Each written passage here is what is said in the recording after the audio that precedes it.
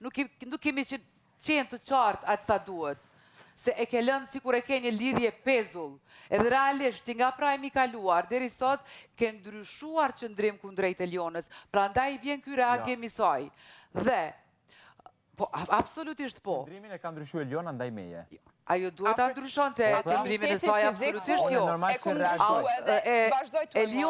Eliona, nëse nuk din ta balansoj tash e tutje, atë simpati që ka pas për ty, atëherë mund të dalë keq natyrisht. Mirë, po nëse ti vazhdon me provokimet e tuja, atëherë ne mund të dyshojmë që ti e ke pas për loj.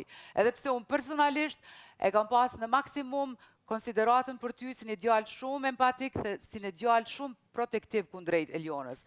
Pavarësisht që ti... Po kjo i ka hedhë poshtë të kana. Pavarësisht që ti i ke jap hapësirën...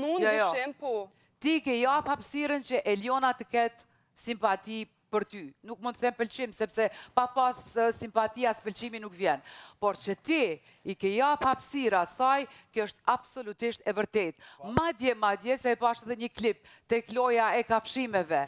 Kafshimet ja ke mësu të Klodi. E kemi po alojën e kafshimeve.